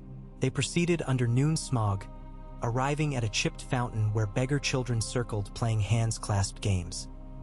A plump man in dun robes approached, face kindly, little birds flocking unseen. Varys. He greeted them as though exchanging temple alms, then ushered them into a side alley. You risk all, my lord, he whispered. His eyes flicked to Margaery. And my lady of thorns and snows, the capital swarms with ears. Jon wastid no courtesy. Lord Eddard lives? For now, though queens whisper wolves must howl no more. Varys sighed, fanning himself though air felt cool. The boy king's whims dance on lion strings. Your father's execution serves some. His survival serves others. Margaery stepped forward. What do you require to bend the balance? Varys studied her, assessing rose petals hiding steel. Information, and a seed of chaos. He outlined a plan. False reports of Renly's host marching on King's Landing would panic the small council into demanding Joffrey secure alliances with the North and Reach, pushing Cersei to spare Ned as bargaining chip. Meanwhile, a subterranean path through the dungeons could be opened if certain jailers were bribed with enough silver and promise of exile passages. Jon provided both. Sacks of coins hidden among grain, plus letters of safe conduct to White Harbor. Arrangements set, they parted. Jon and Margaery returned to their storehouse safe room and waited, tension coiled. Night fell, sweaty despite chill. In the silence, Margaery confessed fear, not of failing, but of success followed by a realm too broken to rebuild. Jon held her close, stating future unknowns mattered less than their shared resolve to bend them. Before dawn, a jailer's boy arrived breathless. The window of action was now. Cersei prepared to present Ned to the small council at midday. Jon, Margaery, Ghost, and 2 guards followed the boy through maze of alleys to a sewer grate emitting foul steam. They descended lanternless, guided by smell and memory. Ghost padded ahead, eyes glowing. In the darkness, time lost form, distance warped. At last, the boy halted by an iron door crusted with verdigris. 2 muffled knocks. Bolts slid. A jailer inside. A man whose name would never be sung. Handed over a ring of keys, palms shaking at sight of Ghost's teeth. He fled. They crept through narrow stone corridors. Rats fled at Ghost's prowl. At a barred cell lit by guttering torch, Jon saw his father hunched on a straw pallet, beard wild, wrists shackled. The pulse behind Jon's ears roared. He whispered, "Father." Ned's eyes lifted dull, then sharp with disbelief morphing into wary hope. Jon unlocked fetters. Metal clanged softly. Ned tried to stand. Legs failed. Jon and a guard braced him. "Too dangerous," Ned rasped. "Go. Leave me." Jon silenced him. "We're all in danger, together or apart." Margaery offered water. Ned drank, gaze lingering on her. Recognition dawned slower than gratitude. "Daughter of roses," he whispered. She smiled gently. Escape necessitated speed. They navigated back halls, ascending a spiral staircase emerging behind a tapestry of King Aegon III in the Red Keep's lesser hall. Footfalls echoed morning patrol. Jon drew Longclaw. Margaery braced Ned against wall niche. The patrol passed ignorant. They entered servant passages, then a secret postern leading into brush beyond the outer wall. An exit Varys guaranteed unguarded at this hour. Dawn light spilled pink across rooftops as they reached the Blackwater Wharf where Ser Garland awaited with skiff. Ned hesitated, scanning city spires. Arya, Sansa. His daughters remained captive. Jon felt blade twist in chest. "We will come back," he vowed. Ned nodded, trust or resignation none could tell. They rowed upriver as horns blared behind. By midday they reached the hidden boats and rejoined their men. Ned collapsed bord retouched barge. Margaery mixed willow bark and honey wine, easing his fever. That evening, among whispering reeds, Jon knelt before his weakened father, tears unshed. Ned squeezed his hand. "Your mother would be proud," he said. Jon asked which mother. Answer died upon Ned's lips as sleep claimed him. They journeyed under cover of night, sails furled, poles pushing silent through shallows. Ravens called overhead. Each bend seemed to birth fresh danger, yet also heralded northward pull, the coalition's heart still beating. During one dusk lull, Jon and Margaery stood at prow. The horizon flush of sunset gilded river ripples. Jon spoke of guilt leaving sisters behind. Margaery counseled patience. Rescue demanded stability first. He stared at her, marveling at metal tempered beneath grace. She traced the scar along his chin. "Your burdens are mine," she whispered. He kissed her deeply, tasting saltwater tears unshed. Ahead awaited Robb's march, Renly's ambitions, Stannis' fires. But on that drifting barge under copper sky, they breathed as one, and the river carried them toward destiny no prophecy could script alone. Ghost raised his muzzle, sensing distant wolves on northern winds.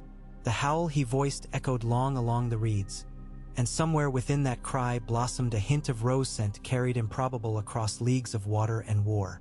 Moon-veiled darkness draped the river as the barges slid northward, poles dipping in silent cadence, the only sound the lapping hush of water against bark-bound hulls. Lanterns were shrouded, their glow filtered through oiled hide so that only the faintest ember traced the convoy's path. Sparse stars winked overhead through gauzy clouds, and wind bent reeds in conspiratorial hisses. Every sense seemed sharpened. The musk of wet loam, the creak of planks under cautious shifts of weight, the distant croak of bullfrogs echoing off muddy banks. Hours stretched elastic, each heartbeat a tolling bell reminding those aboard that discovery meant ruin. Yet hope pulsed alongside that fear, riding the current like a hidden dolphin fish beneath a trader's keel. Jon crouched near the prow of the lead barge, ghost-pale hair of the direwolf brushing his sleeve whenever the beast nosed closer to the water's skin. Ghost's crimson eyes scanned the riverbanks, pupils widening and narrowing in near-silent conversation with the night. Ned Stark slept in the center of the deck, swaddled in blankets that masked his chains-chafed wrists. Margaery knelt beside him, refreshing cool compresses against his brow, humming a soft lullaby that her mother used to sing beneath Highgarden's summer balconies. The song, lilting and low, mingled with the splash of poles and carried only a few feet before the damp air swallowed it. It sounded to Jon like home, yet whose home, north or reach, he no longer knew. When the moon reached its zenith, Jon signaled a halt beneath a willow canopy that arched low over the river like clasped fingers. The boats drifted into the shadowed clutch, poles held steady as currents eddied in gentle burbles around submerged roots. Ser Garland eased alongside Jon, voice scarcely louder than the hiss of grass. 2 leagues ahead, a Lannister picket patrols the bank, he reported, gaze darting toward the gloom. They keep a cook fire hooded. Crannogman scouts counted 7 men, perhaps more deeper in wood. Jon's mind raced over possibilities. A silent bypass on the far channel where the water shoaled, or an ambush, risk greater, reward safer passage after. Ned could not endure a chaotic skirmish, yet turning back or losing momentum might surrender the fragile advantage bought with stolen hours. He looked to Margaery, who answered without words, merely a steady nod signifying trust. Strange how quickly trust had sewn itself into habitual reflex. He chose speed and stealth. The convoy separated. Jon's barge and 2 others would ease past the picket in the shallows under drooping reeds. The remainder would linger until Ghost returned with an all-clear. Crannogmen guided poles across silt like oarsmen of an underworld ferry. The night grew colder. Mist rose, tufted ribbons curling around ankles. Ghost slipped into the water and paddled ahead, head low, a white arrow in moonlight. Minutes bled to half an hour.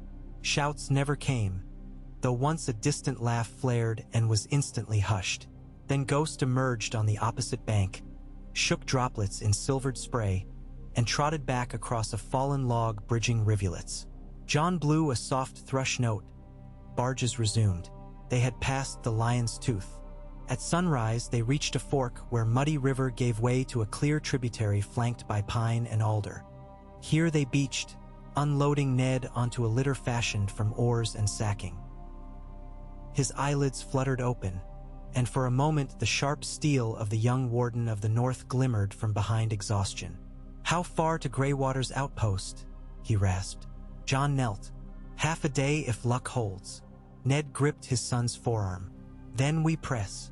In the firmness of that hold Jon felt lineage reforge, link by hammered link. The party traveled on foot along narrow deer tracks while the barges continued as decoys downriver, crewed by reed warriors whose painted faces and moss-draped helms would vanish into swamp once pursuit loomed. It was midday when they reached a ridge overlooking a vast haze-swaddled bog broken by islands of higher ground like green mottled mounds reaching for the sun. Howland Reed waited amid a stand of sentinel birch, spear in hand.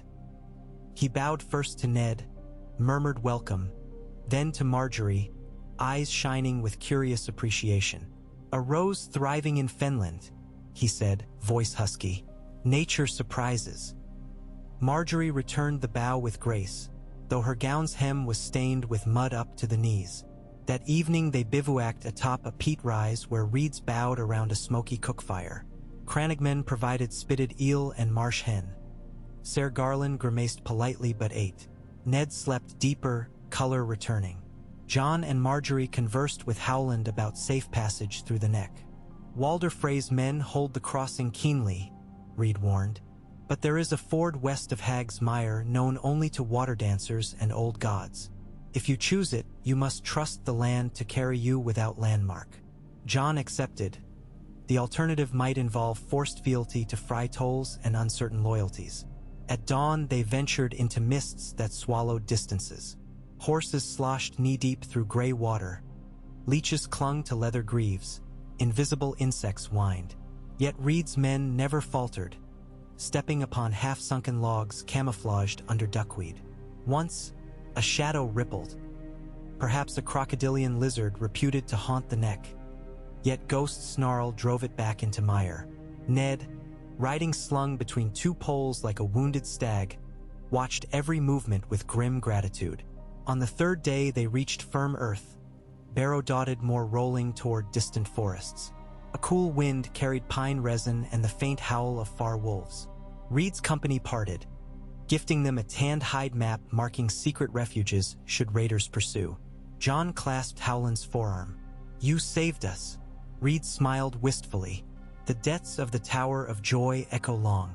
Keep your father safe, and perhaps ghosts may rest." With that, he vanished into reeds. The journey north quickened. They skirted east of the twins to avoid Fry eyes. News had drifted that Walder contemplated switching allegiance to whichever side paid more vow coin. Jon's party passed deserted crofts, char fields still smoldering, and once, an impaled raven pinned to a gatepost with a strip of crimson silk tied to its leg. Leoneish warning. Late one afternoon, as storm clouds bruised the sky, they crested a ridge above the Green Fork where Robb Stark's camp sprawled in a swath of triangular banners. Direwolf gray, bear black, merman azure, trout silver, with newly intermingled roses of gold on emerald. Campfires flickered like scattered embers across river flats. Smithies clanged, horses whickered, and the low rumble of thousands at muster trembled the damp air. The sentries who challenged first saw Ned and erupted in cheers so loud it rippled across tents like a wind gust. Word flew ahead. By the time Jon's escort reached the main pavilion, Robb stood waiting, eyes shining though jaw set stern to mask emotion. He embraced Jon, then his father, gripping him as though fearing the man might vanish into smoke. Inside the war tent a council convened.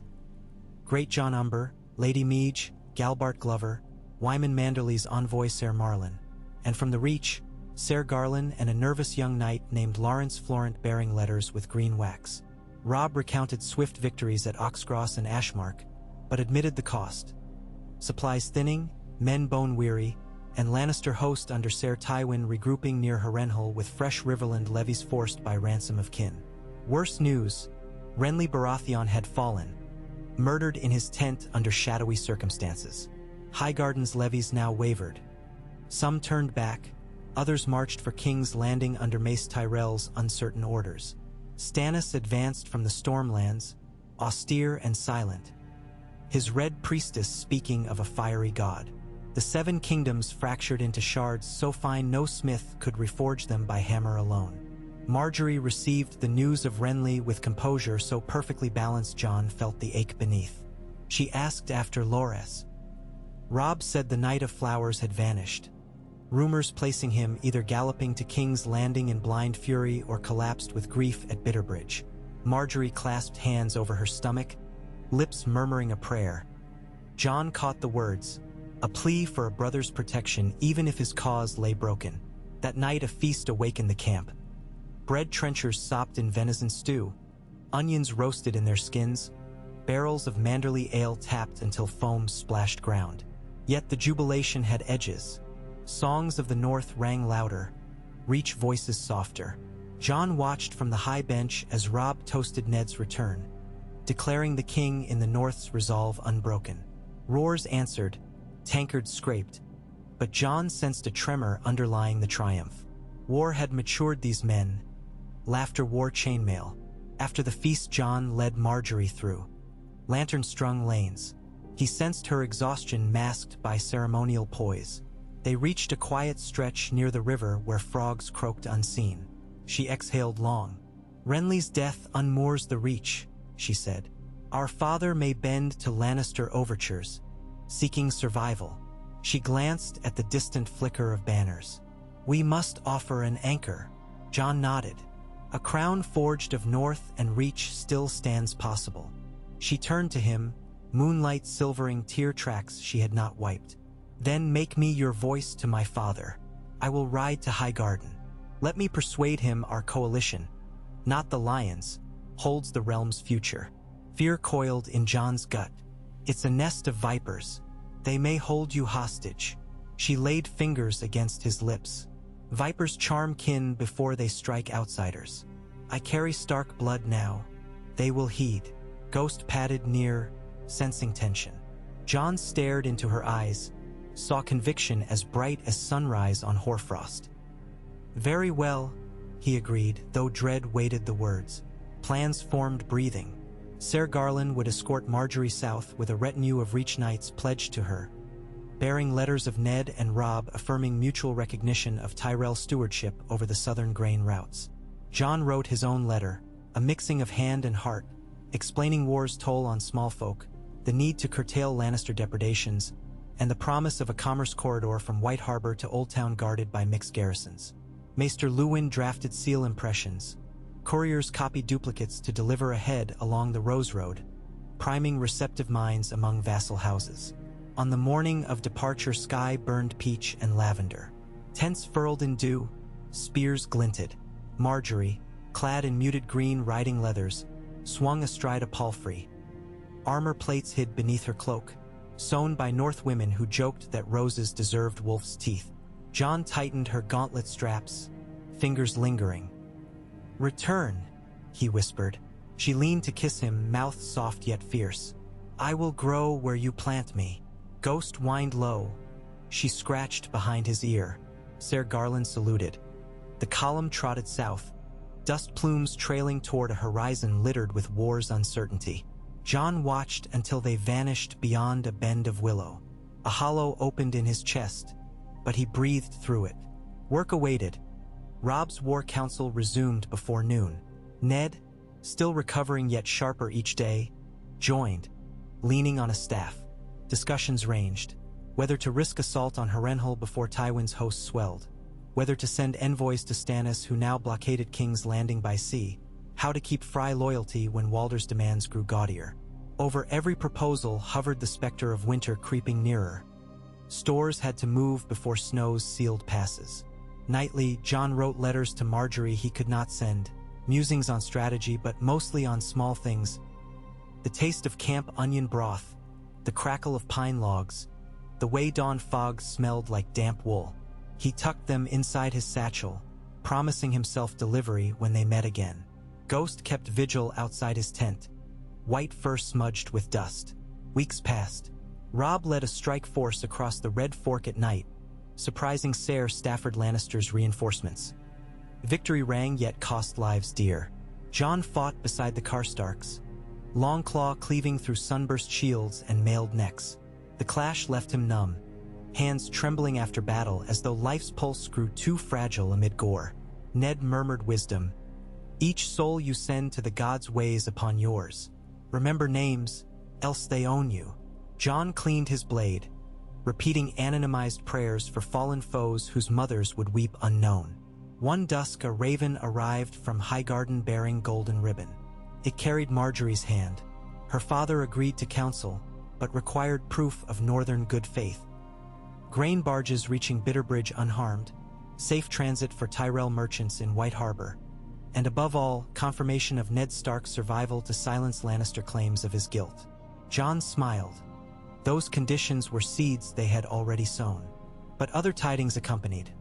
Stannis had stormed Storm's End and now marched north. His fleet, though burned at Blackwater Bay in a calamitous battle against wildfire unleashed by Tyrion Lannister, regrouped at Shipbreaker Bay.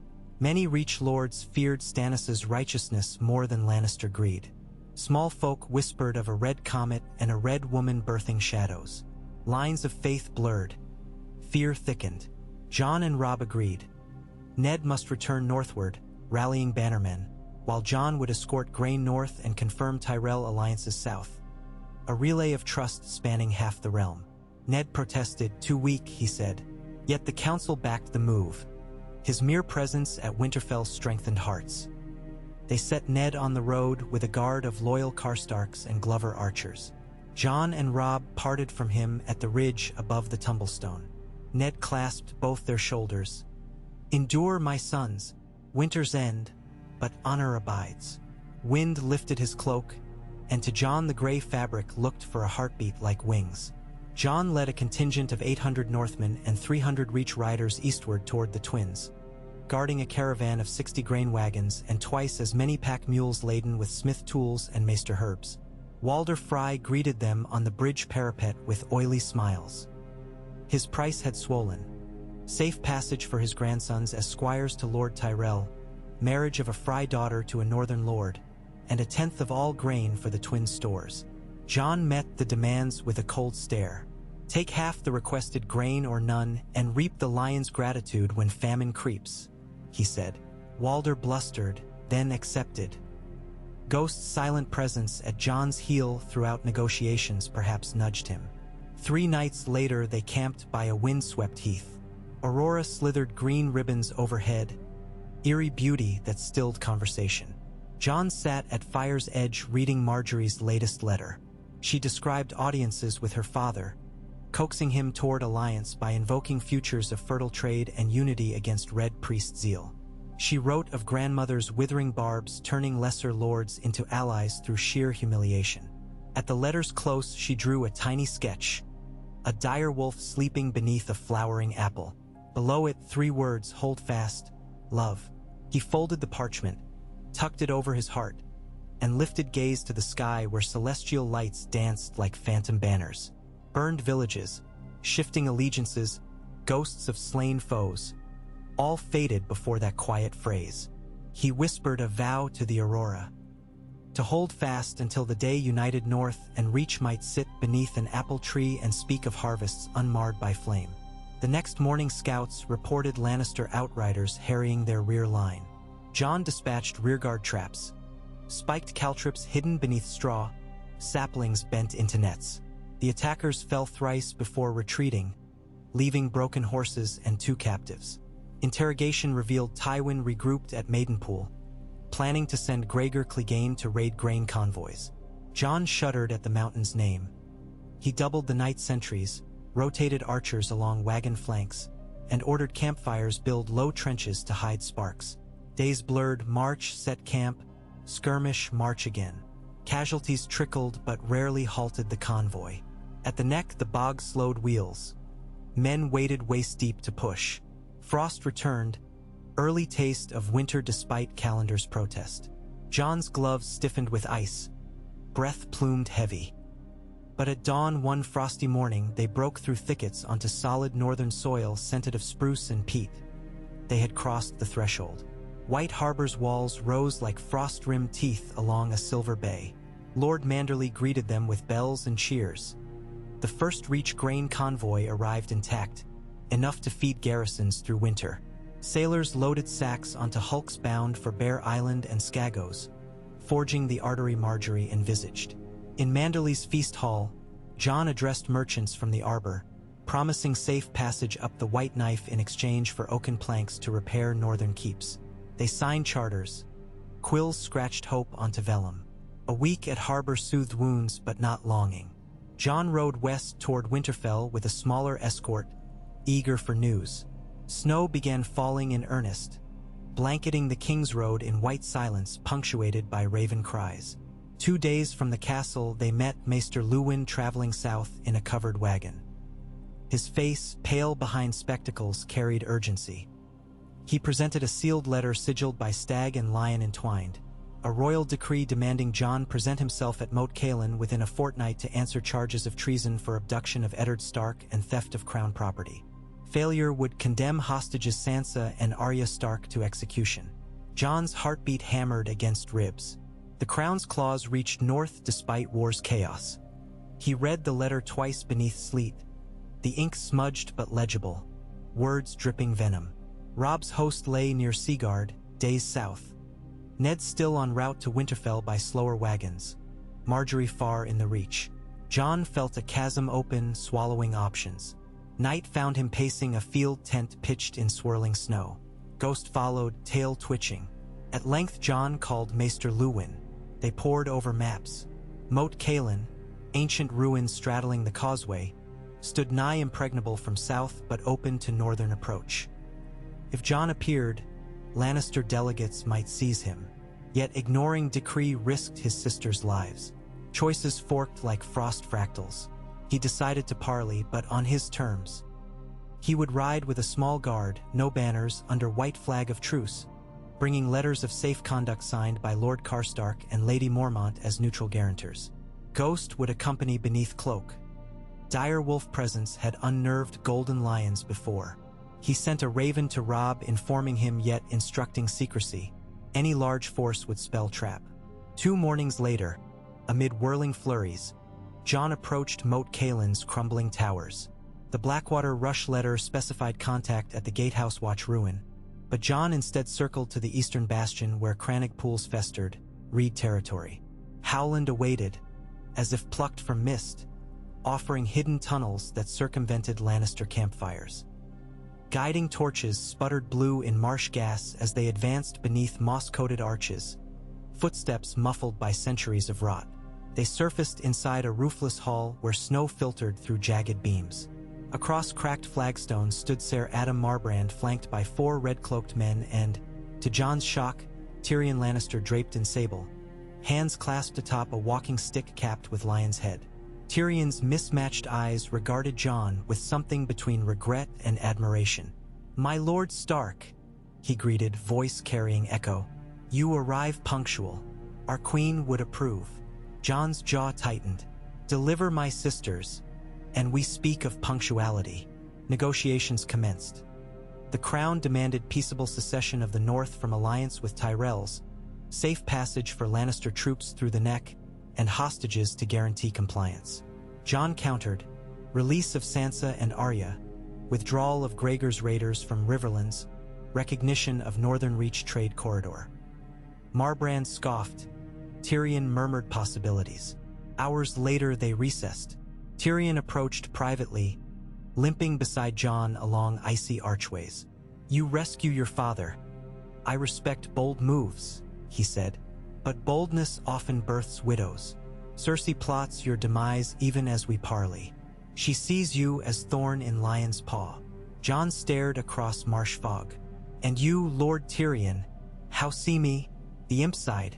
"I see a man forging something unprecedented. If you crave your sister's freedom, you'll need leverage beyond honor." He produced a sealed scroll. "King's Landing is fracturing under debt. Offer grain in exchange for girls. Lannisters may balk, but Littlefinger will purr." Jon accepted reluctantly. They parted without handshake. Back through tunnels, Jon felt Tyrion's gaze linger like candle warmth. Outside, snow thickened, blanketing tracks. Howland accompanied Jon to the Treeline. "Wars are won in waterlogged ground as much as halls," the Crannog Lord said. "Remember where secrets lie." Jon rode through night, mind churning. At camp he drafted twin letters, one to Margaery, detailing parley demands and need for surplus Reach grain as bargaining chip. Another to Robb, urging swift yet discreet reinforcement near the Neck. He dispatched ravens into snow-laden sky. As wings vanished into flurries, uncertainty pressed like iron plate, yet determination steeled his spine. He would navigate politics sharp as any blade. Days later, response arrived. Margaery's script, hurried yet steady. She had convinced her father to send a flotilla of grain barges north as token of good faith. In return, she pledged to open negotiations with Baelish's agents. She wrote that grandmother prepared a garden gift for the queen, thorns first. The closing line, "When winter presses, roots entwine deeper. I stand anchored." Jon folded the letter into his kerchief, breath fogging. Snow fell harder. Ravens huddled. War seemed endless tinder, yet seeds of accord sprouted beneath drifts. Winterfell's gates opened to receive him days later. Ned stood upon battlements, cane in hand, gray cloak whipping. He descended as Jon entered, embracing sun. "Your path grows darker," father whispered, "but stars shine brightest there." In the courtyard, children laughed. Bran practicing archery from saddle frame, Rickon chasing Shaggy Dog through drifts. Life pulsed still. Inside, hearth fires roared.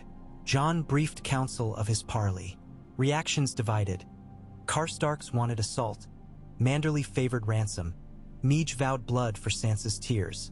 Ned counseled patience. War of attrition favored neither side with winter looming.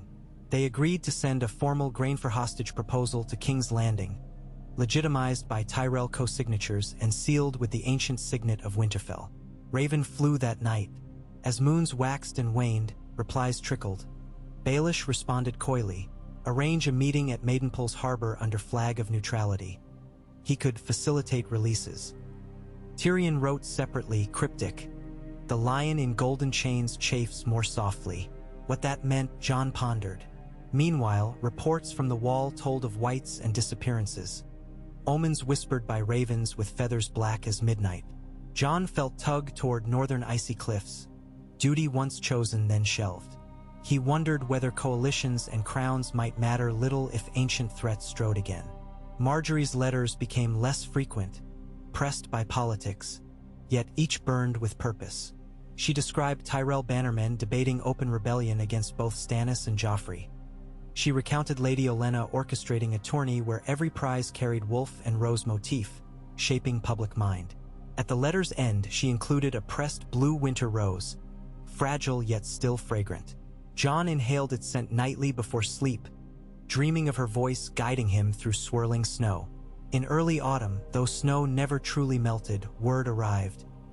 Sansa and Arya would be exchanged at Maidenpool upon delivery of 50,000 bushels of grain and written guarantees of northern withdrawal from Riverlands. The demand stank of trap, yet hope glittered. Ned urged accepting under layered contingencies. Send decoy grain, hidden troops, negotiate face-to-face. Robb marshaled swift companies.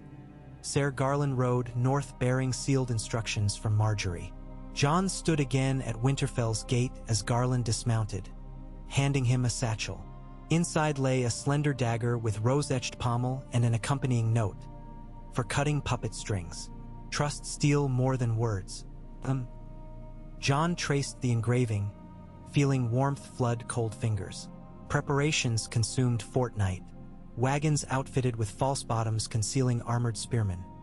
Barrels packed not solely with grain but spike strips to scatter under horse hooves if ambushed.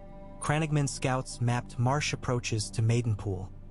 Manderley longships positioned offshore. The night prior to departure, Jon visited the Godswood, kneeling beneath the weirwood as snowflakes settled on his brows.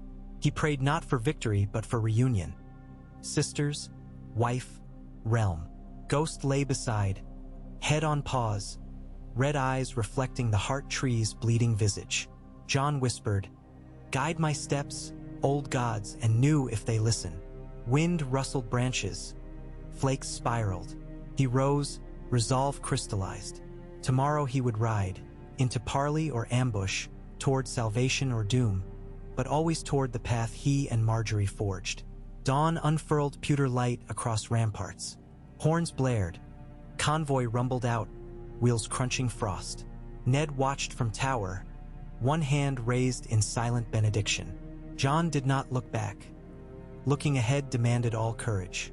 Snow fell heavier, muffling hoofbeats, but banners remained visible. Wolf threading rose, gray twined with green, an emblem not of conquest but of covenant. Somewhere far south, Margaery would glimpse the same symbol on parchments or surcoats and know he advanced. Their stories now ran in parallel streams, destined to rejoin when fate allowed.